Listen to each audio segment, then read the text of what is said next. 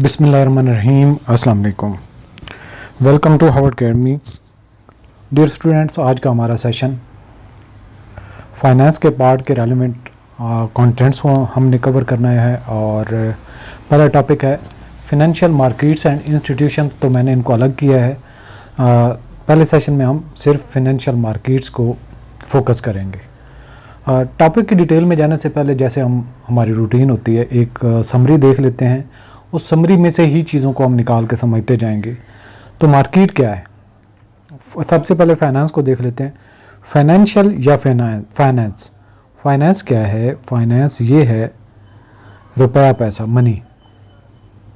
लेकिन ये फाइनेंस उस हवाले से हम यूज़ करते हैं जब बिज़नेस को अपने रिसोर्सेज की ज़रूरत होती है in the form of money और मनी इक्विवेलेंट, यानी कि मनी और मनी इक्विवेलेंट। मनी और मनी इक्विवेलेंट से मुराद है या तो पैसा हो या पैसे की शक्ल में फ़ौरन से बदला जा सके। सो फाइनेंस के हुआ रुपया, पैसा, या आपके पास ये कह सकते हैं कि करेंसी, या जो भी आपके पास रिसोर्सेज हैं जो इक्वल टू या फिर लिक्विडेटेड फॉर्म में है, और लिक्विड फॉर्म में अगर नहीं भी तो उनको शॉर्ट नोटिस पे आप कन्वर्ट कर सकते हैं, तो ये फाइनेंस हो जाती है। तो जब आपको रिसोर्सेज रिक्वायर्ड होते हैं अपने बिज़नेस को लेके चलने के लिए, तो जहाँ जहाँ पे आपको फंड्स की ज़रूरत हो, तो हम उसको बिज़नेस के या कॉरपोरेट के सिनेरियो में फाइनेंस कहते हैं। अच्छा, ये तो हो गया फाइनेंस। तो ऐसी फिनेंशियल मार्केट्स मुराद ऐसी मार्केट जहाँ पे फाइनेंसेस ली जाती हैं। मार्केट कौन सी होती है? आप देखें कि जैसे कि पहले भी एक दफ़ा इस पे हमने बात की थी, ग्रेन मार्केट होती है। ग्रेन मार्केट, गल्ला मंडी, जिसमें आप जाते हैं आपको गल्ला मिलता है। क्या मिलता है गल्ले में? क्या होता है? आपको चने, गंदम, चावल, ये खाने पीने की चीज़ें, ग्रेन मार्केट। इसी तरह से वेजिटेबल की एक सब्ज़ी मंडी मार्केट होती है, वेजिटेबल मार्केट, उसको सब्ज़ी मंडी कहते हैं, जहाँ पे हमें सब्ज़ियाँ मिलती हैं। इसी तरह से सब्ज़ी मंडी या फ्रूट मार्केट, फ्रूट की मार्केट जहाँ पे फ्रूट मिलता है। तो हम ये कह सकते हैं कि एक ऐसी मार्केट फिनेंशियल मार्केट होती है जहाँ पे आपको पैसे मिलते हैं। तो पैसे कैसे मिलते हैं? ऐसे ही ओपनली मिल जाते हैं? ऐसे बिल्कुल भी नहीं।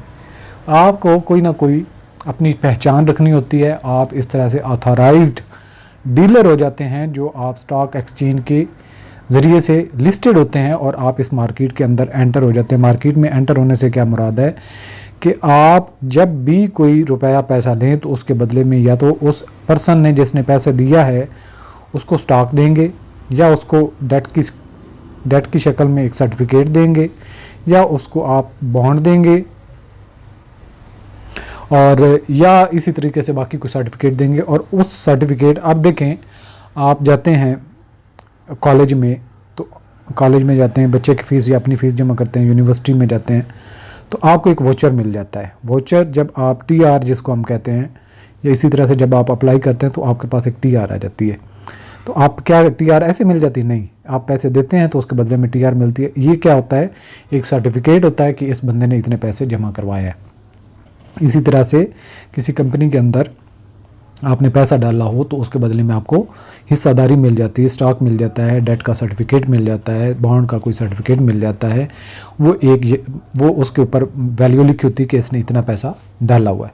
सो ये आपको सर्टिफिकेट वहाँ से मिलता है और पैसा आप दे देते हैं। तो उनके परचेज़ करने के मुख्तलिफ़ तरीक़ेकार हैं। तो हम ये कह सकते हैं कि मार्केट फाइनेंशियली ऐसी है जहाँ पे जिसके पास ज़्यादा पैसा होता है वो जाके इन्वेस्ट करता है, वो स्टॉक में करे, बॉन्ड में करे, या फिर डेट में करे, या किसी और सिक्योरिटीज़ में करे। और जिसके पास पैसा नहीं होता, यानी कंपनी इंडिविजुअल भी हो सकती हैं और कोई फंड्स भी हो सकती हैं, इसके अलावा स्टॉक जो बड़ी कंपनीज़ हैं, कॉरपोरेशंस, वो भी होती हैं, और पब्लिक कंपनीज़ भी होती हैं, प्राइवेट कंपनीज़ भी होती हैं। और लेवल होता है कि कौन सी किस मार्केट में अथराइज्ड होता है, रजिस्टर्ड होता है। उसने बाकी फॉर्मेलिटीज़ अगर पूरी हों तो वो जाके लोगों से कहता है कि मेरी कंपनी की ये वर्थ है, मेरी कंपनी की ये स्टेटमेंट्स हैं, ये ऑडिटेड हैं, ऑडिट मैंने करवाया हुआ है, जिसने इन्वेस्ट करना हो वो इन्वेस्ट कर सकता है। सो वो सर्टिफिकेट के बदले में पैसा ले जाता है और इन्वेस्ट करता है, और फर्दर उसको स्टॉक की वैल्यू बढ़ने की वजह से इन्वेस्टर को प्रॉफिट होता है, या फिर उसको सालाना या वक्तन फ़वक्तन जब कंपनी प्रॉफिट अर्न करती है तो उसको रिटर्न मिलता है डिविडेंड की शक्ल में। सो ये एक थोड़ा सा सिनेरियो था जो मैंने आपको फिनेंशियल मार्केट्स के बारे में बताया कि फिनेंशियल मार्केट्स कौन सी जगह होती है, कौन लोग यहाँ पे आए होते हैं, किस मकसद के लिए आए होते हैं। तो वो चीज़ें यहाँ पे आपको क्लियर हैं। तो उम्मीद करता हूँ कि अगर आपको ये चीज़ें क्लियर हो चुकी हैं तो वेल एंड गुड, अगर नहीं हुई तो इसको आप दोबारा से रिपीट करें और फोकस के साथ सुनेंगे। तो जब ये चीज़ें आपको अंडरस्टैंडेबल हो जाएंगी, समझ आ जाएंगी ये सादा सी बातें, तो पूरे लेक्चर में कुछ जान नहीं बचती, सारी चीज़ें क्लियर हो जाती हैं। छोटी मोटी चीज़ें होंगी, कुछ आपके लेवल की अंडरस्टैंडेबल होंगी, कुछ को हम अगले फेज़ में चल के डिटेल से कवर करेंगे। सो फिनेंशियल मार्केट को पहले हमने डिफ़ाइन करना है, उसका इंट्रोडक्शन है। Financial markets are crucial components of modern economies, facilitating the allocation of resources and the creation of wealth. They क्यों ये सारी एक एक चीज़ों को मैं देखता हूँ। Financial markets are the crucial components of modern economy. कोई भी इकोनॉमी है तो फिनेंशियल मार्केट वहाँ पे मौजूद है, इसलिए जब भी किसी को पास पैसा एक्स्ट्रा होता है वो भी इसी मार्केट में जाता है, जिसको पैसा चाहिए तो वो भी इस मार्केट में जाता है। इसलिए हम क्या कहते हैं, facilitating the allocation of resources. Facilitate, इससे मदद मिलती है, जिनके पास एक्स्ट्रा रिसोर्सेज होते हैं उनको एलोकेट किया जाता है कहाँ पे, जहाँ पे ज़रूरत होती है, और इससे जिनके पास पैसा एक्स्ट्रा होता है उनकी वैल्यू इंक्रीज़ हो जाती है, उनकी वेल्थ क्रिएट हो जाती है। जिनको चाहिए होता है वो भी इस्तेमाल कर लेते हैं, और जिनके पास एक्स्ट्रा होता है उनको भी वैल्यू इंक्रीज़ होती है, क्योंकि स्टॉक की वैल्यूज़ बढ़ती हैं, डिविडेंड मिलते हैं। सो इस तरह से दे एनकम्पास वेरियस प्लेटफॉर्म, यानी फिनेंशियल मार्केट की बात करें तो इसके अंदर वेरियस प्लेटफॉर्म्स हैं where financial instruments are traded. इसमें क्या क्या शामिल है, including stocks, bonds, currencies and derivatives. These markets play pivotal role in connecting borrowers, यानी जिसको पैसा चाहिए, विद लैंडर्स, जिन्होंने पैसा उधार देना है, दस enabling the efficient flow of capital. इस तरह से जो कैपिटल जिन के पास फजूल पड़ा होता है उनसे निकल के जिनको चाहिए होता है उनके पास चला जाता है, और दोनों उसमें से हासिल करते हैं। अच्छा जी, इसके बाद अगली बात आ जाती है फाइनेंशियल मार्केट की टाइप्स क्या क्या हो सकती हैं। तो सबसे पहले तो कैपिटल मार्केट है। कैपिटल मार्केट में कैपिटल का मतलब है आप एक बिजनेस सेटअप करते हैं, तो हमारे बिजनेस की आप एक इक्वेशन आपने देखी होगी, assets is equal to liabilities plus capital. सही है जी, assets is equal to liabilities plus capital. जो एसेट्स के बराबर रहता है लायबिलिटीज प्लस कैपिटल, यानी कहीं से आपने उधार लिया वो लायबिलिटी है, और जिन्होंने बिजनेस सेटअप किया होता है वो इसमें डालते हैं, वो होता है कैपिटल। दोनों का मिला के ये हमारे बिजनेस के एसेट्स बन जाते हैं। सो इस हवाले से कैपिटल की मार्केट्स को फर्दर हम क्या कहते हैं कि कैपिटल वो हिस्सा जो बिजनेस को सेटअप करने के लिए लोग हिस्सादारी करते हैं, बराबर के हिस्से डालते हैं, तो उसको कहते हैं कैपिटल। तो कैपिटल की आगे कौन सी मार्केट है, इक्विटी मार्केट, यानी कि जो स्टॉक्स की शक्ल में होते हैं। इक्विटी मीन स्टॉक्स, जहाँ पे हिस्सादारी मिल जाती है कंपनी के अंदर, वेयर स्टॉक्स आर और shares are issued and traded. इनको ट्रेड किया जाता है स्टॉक्स, और इनको नाम स्टॉक का दें, शेयर का दें, तो ये इक्विटी का हिस्सा होते हैं। They provide companies with mechanism to raise capital. इससे स्टॉक्स के ज़रिए से, शेयर के ज़रिए से कंपनीज क्या होती हैं, कैपिटल रेज करती हैं। इन्वेस्टर विद ऑनरशिप स्टेक, यानी कि जो इन्वेस्ट करने वाले होते हैं उनको उस बिज़नेस में मलकियत मिल जाती है, उनको हिस्सादारी मिल जाती है। इसी के अंदर डेट मार्केट्स होती हैं, जहाँ पे आपको कर्जे मिलते हैं डेट की शक्ल में। वहाँ पे आप कंपनी के अंदर हिस्सादारी नहीं देते, बल्कि आपको एक डेट लॉन्ग टर्म में मिल जाता है, और उसके बदले में आप सर्टिफिकेट देते हैं। Where bonds and other debt securities, bond थोड़ा लंबे अरसे के लिए होते हैं और डेट सिक्योरिटी छोटे अरसे के लिए होते हैं। Are issued and traded. They allow entities to borrow money. यहाँ पे इन मार्केट में अंदर क्या होता है कि एंटिटीज़ को इजाज़त होती है, इसको काबिल करती है कि वो पैसा उधार ले सकते हैं from investors in return of periodic interest, और उसके ऊपर इंटरेस्ट पेमेंट उनको रिसीव होती है, जो देने वाला हो, और जो लेने वाला है वो उसके ऊपर इंटरेस्ट पे करता है। And the payment of principal, यानी कि जब उसका मियाद ख़त्म होती है एग्रीमेंट की, वो 6 महीने का हो, वो साल का हो, वो 2 दिन का हो, तो उस पीरियड के बाद उसको इंटरेस्ट के साथ प्रिंसिपल अमाउंट, यानी जो कर्जा लिया होता है, वो वापस करता है।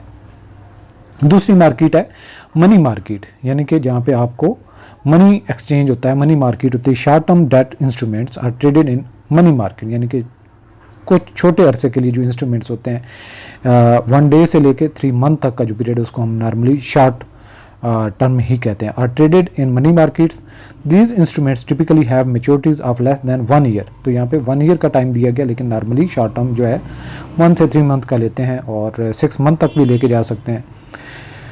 और नॉर्मली यहाँ पे यार्ड स्टिक जो रखी है वो साल की रखी, तो आप नॉर्मली 1 दिन से लेके 1 ईयर तक आप इसको भी शॉर्ट टर्म ही कह सकते हैं।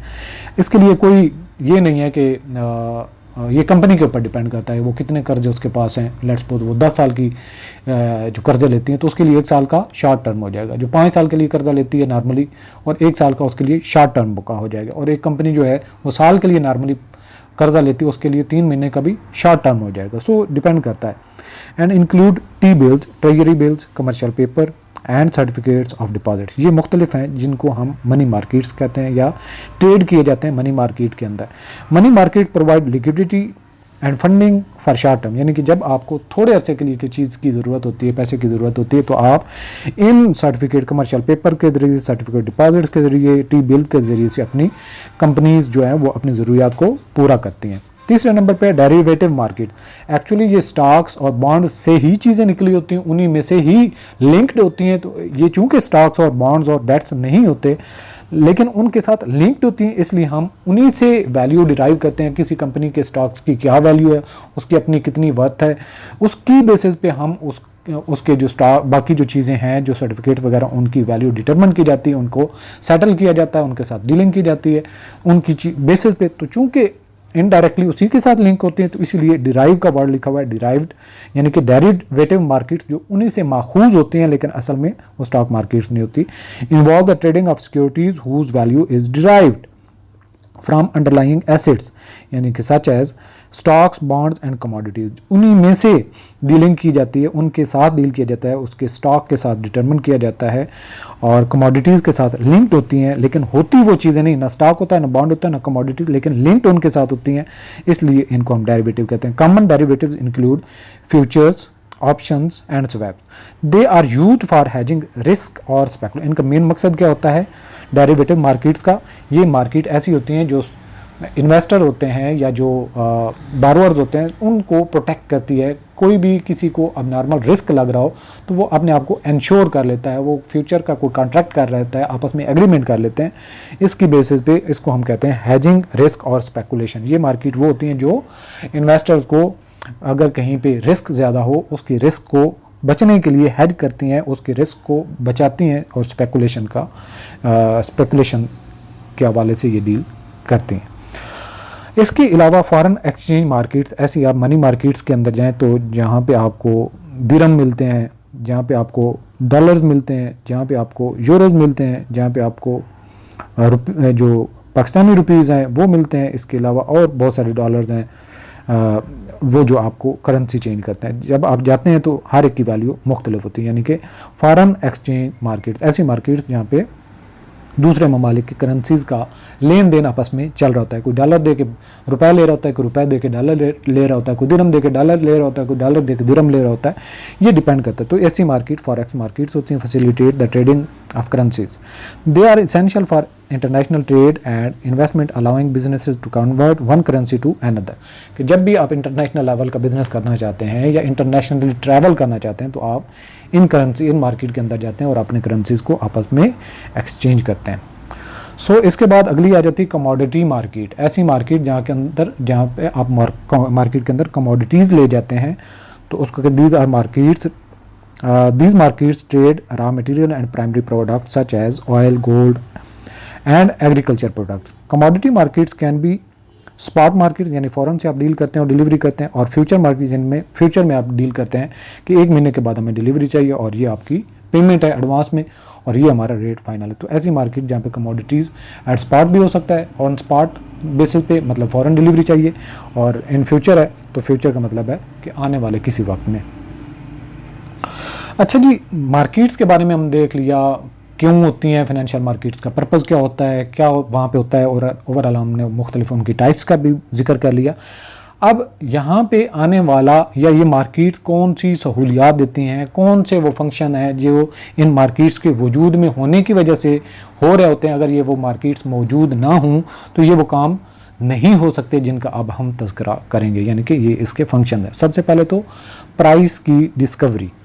Financial markets help in determining the prices of financial instrument through supply and demand mechanism. जिस मार्केट में भी जाएं जहाँ पे फाइनेंशियल इंस्ट्रूमेंट्स होते हैं या जहाँ फाइनेंशियल मार्केट्स होती हैं, वहाँ पे किसी भी चीज़ की वैल्यू डिटरमाइन करने के लिए आपको एक मार्केट हेल्प करती है। मार्केट के अंदर किसी चीज़ की शॉर्टेज हो तो उसकी प्राइस ऊपर चली जाती है, और अगर मार्केट के अंदर सप्लाई ज़्यादा हो तो उसकी वैल्यू डाउन चली जाती है। तो इस हवाले से मार्केट एक मैकेनिज्म और वैल्यू डिटरमाइन करने के लिए भी मदद करती है। Prices reflect the value of the underlying assets and economic condition. ये जो भी किसी चीज़ की वैल्यू होती है उसकी डिपेंड करता है उसकी एसेट्स की क्या वर्थ है और इकोनॉमिक कंडीशंस क्या कहती हैं। इस एक कम्बिनेशन की वजह से प्राइसेस वेरी करती हैं।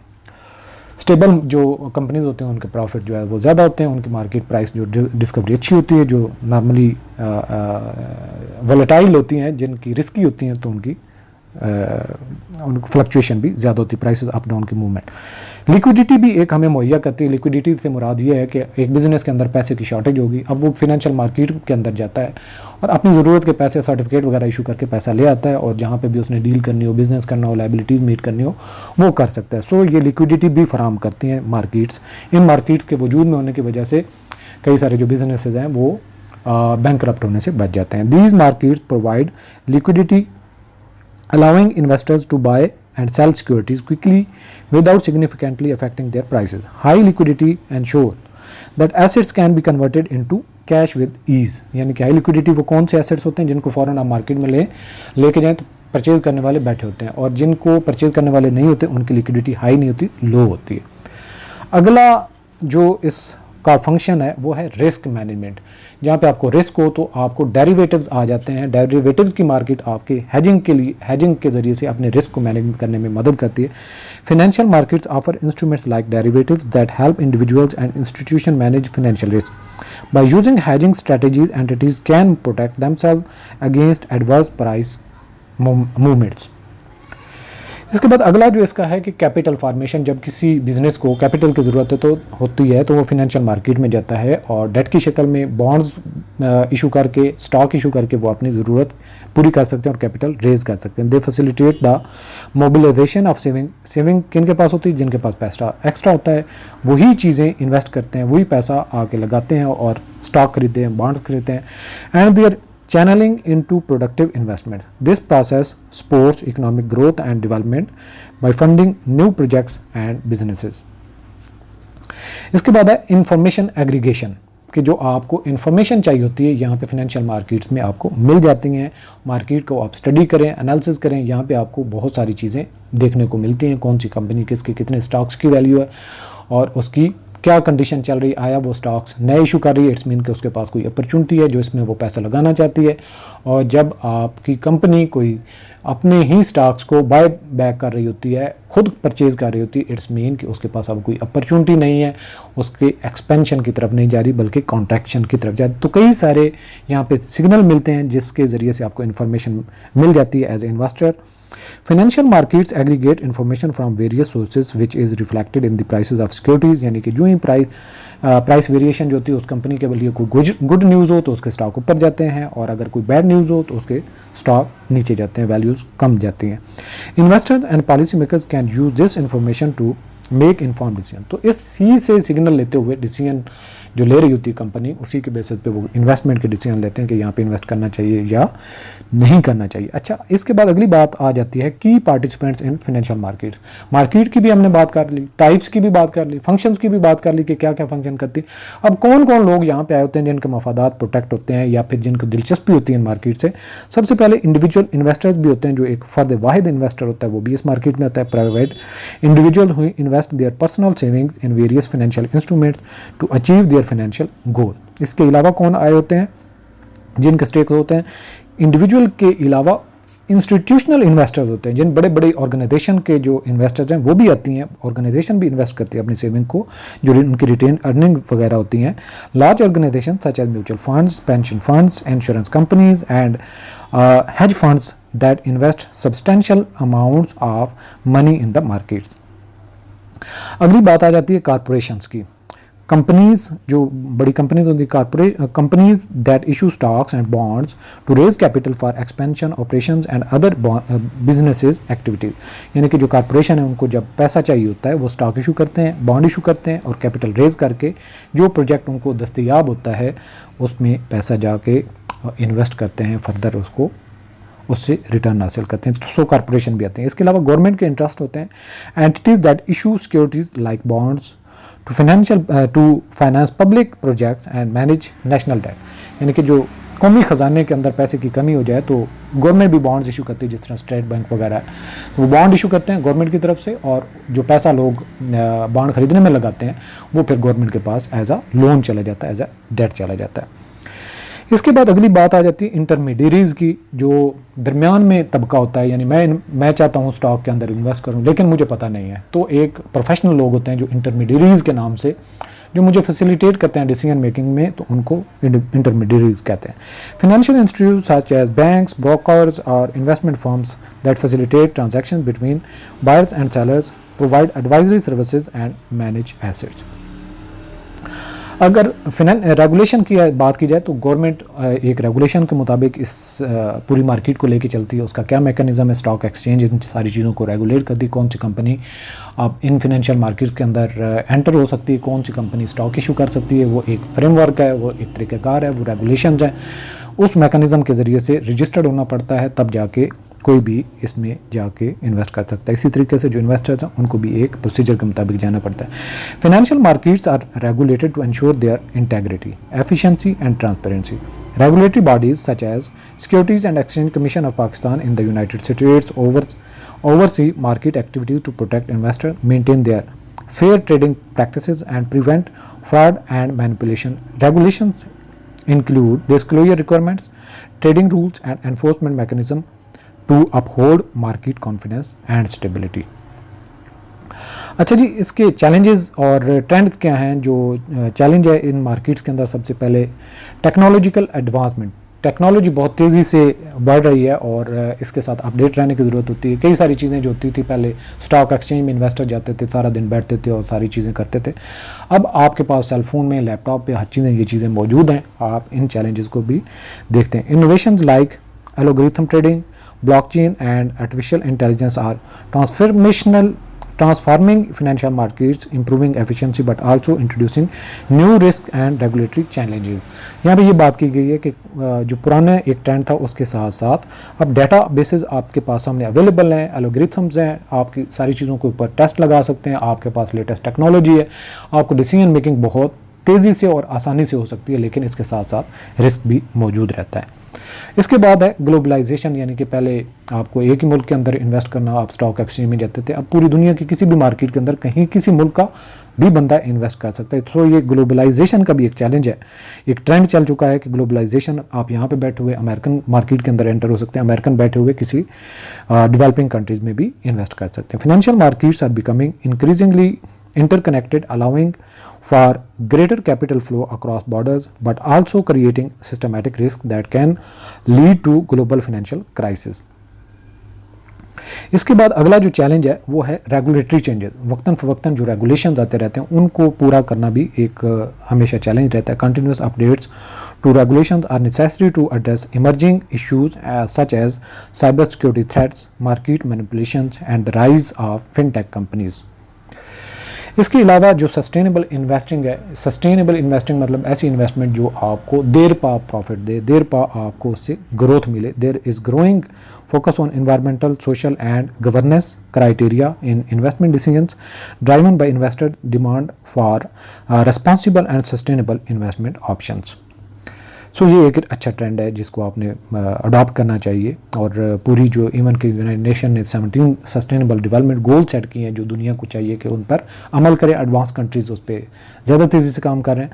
सो आगे चलते हैं, कंक्लूजन करें अपने इस टॉपिक का। तो फिनेंशियल मार्केट्स क्या हैं? और fundamental to the functioning of modern economies, providing a platform for capital formation, risk management and price discovery.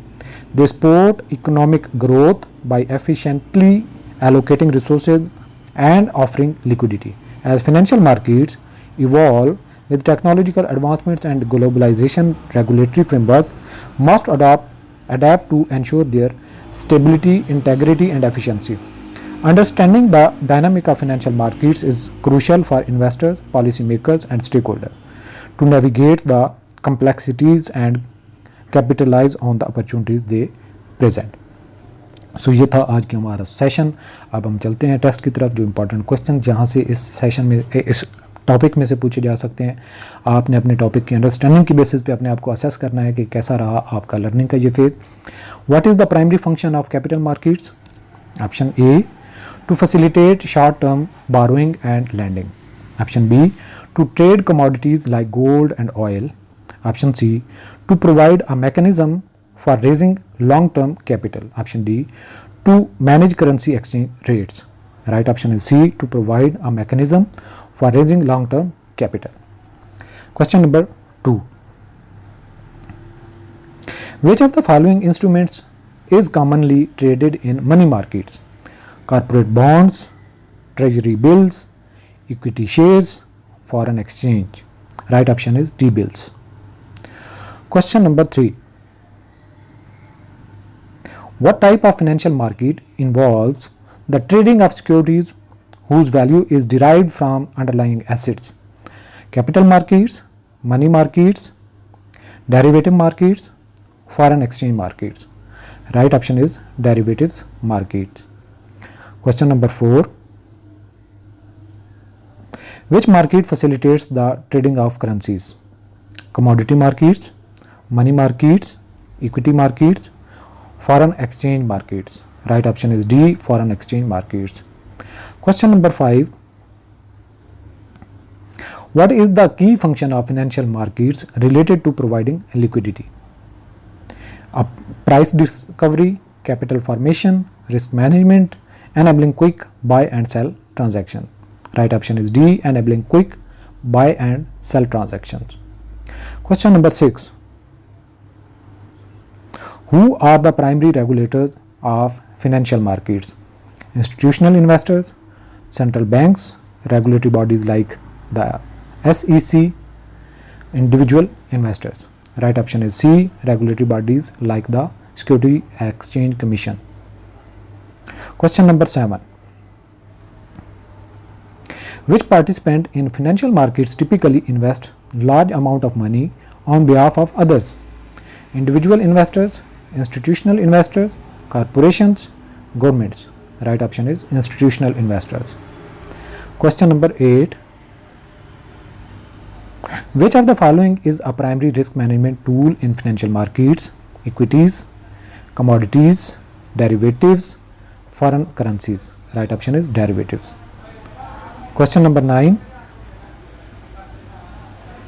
What is the role of transparency in financial markets?